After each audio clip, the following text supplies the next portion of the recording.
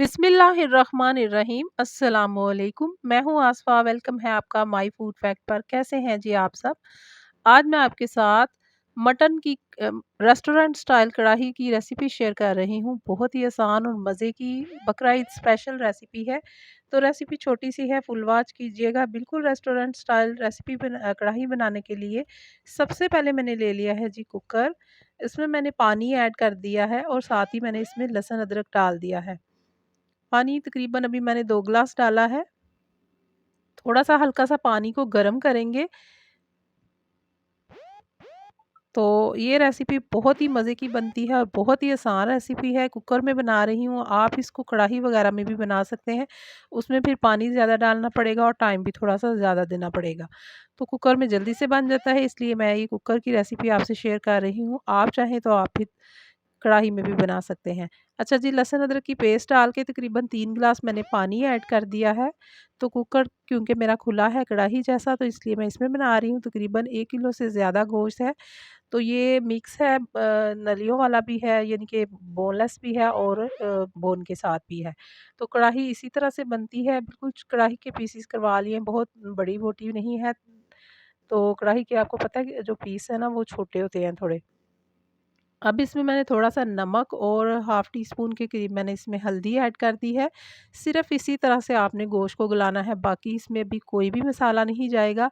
गोश्त को आपने गला लेना है अपने पानी और कुकर के हिसाब से। मैंने 10 मिनट दिए थे, 10 मिनट के बाद कुकर जो है ना मैं ओपन करके दिखाती हूँ कि क्या सीन है अब। तो ये देखिए जी, 10 मिनट बाद कुकर का मैंने वेट हटा दिया था फ्लेम ऑफ करके। तो अभी इसको खोलते हैं, ये देखिए ये गोश्त चेक करते हैं। गोश्त हमारा तकरीबन 80% कुक हुआ है, अभी जो 20% है वो बाकी का अभी हम बाद में गलाएँगे। तो मैंने 1 किलो के करीब इसमें डाल दिए थे टमाटर। अब इनके छिलके उतारना बहुत ही आसान है। टमाटर डाल के मैंने थोड़ी देर के लिए ढक के छोड़ दिया था ताकि ये टमाटर जो है ना हमारे अच्छी तरह से सॉफ्ट हो जाए। तो आपको पता है कढ़ाई की जो असल रेसिपी होती है उसमें टमाटर ज़्यादा जाते हैं, प्याज़ बिल्कुल भी नहीं जाते।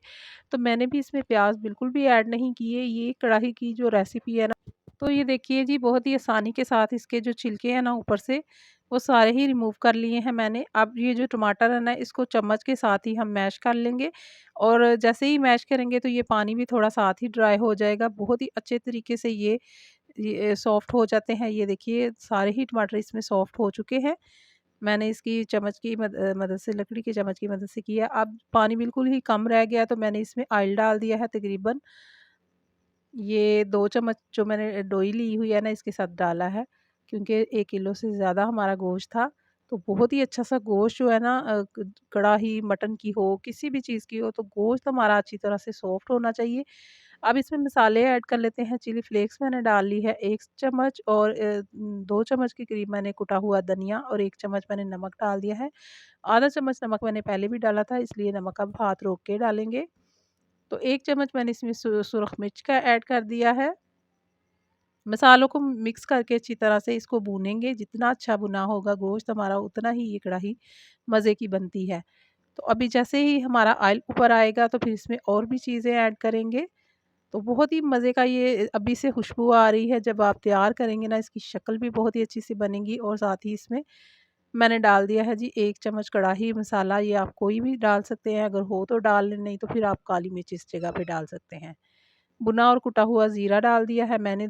मैंने दरदरा सा पीस के रखा होता है भून के, तो वो मैंने 1 चम्मच के करीब डाल दिया। इसका तो फ्लेवर बहुत ही अच्छा-सा आता है। कढ़ाई में या किसी भी चीज़ में डालें, या फिर जब गोश्त तैयार हो जाता है तब भी आप इसके ऊपर दम के ऊपर डाल के रख दें तो इसकी खुशबू जो है ना वो अलग ही होती है।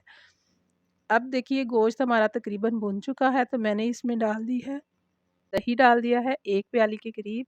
अच्छी तरह से मैंने मैश कर लिया था ताकि इसके अंदर जो है ना इसकी गुठलियाँ ना बने। तो ये देखिए, फ्लेम जो है ना वो मैंने लो मीडियम रखी हुई है, और क्योंकि गोश्त को अब बस भूनना है अच्छी तरह से। जितना अच्छा भुना भुना जाएगा उतनी ही कढ़ाई जो है ना हमारी मज़े की होगी। तो जो बाकी का गोश्त था ना वो भी भूनते-भूनते, क्योंकि उसमें पानी था, तो टमाटर डालने के बाद भी काफ़ी देर पानी टमाटरों का भी हुआ था, तो जो बाकी का 20% गोश्त था ना वो भी हमारा अच्छी तरह से गल चुका है। कढ़ाई हमारी रेडी हो गई है। मटन कढ़ाई बहुत ही मज़े की बनती है। और अब मैंने ये जो मेथी है ना, इसकी अच्छी खुशबू के लिए और अच्छे फ्लेवर के लिए इसको थोड़ा-सा ढक्कन पे डाला है। तो ढक्कन पे डालने के बाद ना इसकी खुशबू बहुत अच्छी उठती है। अब मैंने इसमें हरी मिर्चें, हरा धनिया और साथ में अदरक स्लाइस कटिंग करके डाल दिया है। तो ये देखिए जी, कढ़ाई को डिश आउट करने की भी ज़रूरत नहीं, इसी में अच्छी लग रही है। चलिए जी, वीडियो अच्छी लगी है लाइक कर दें। अल्लाह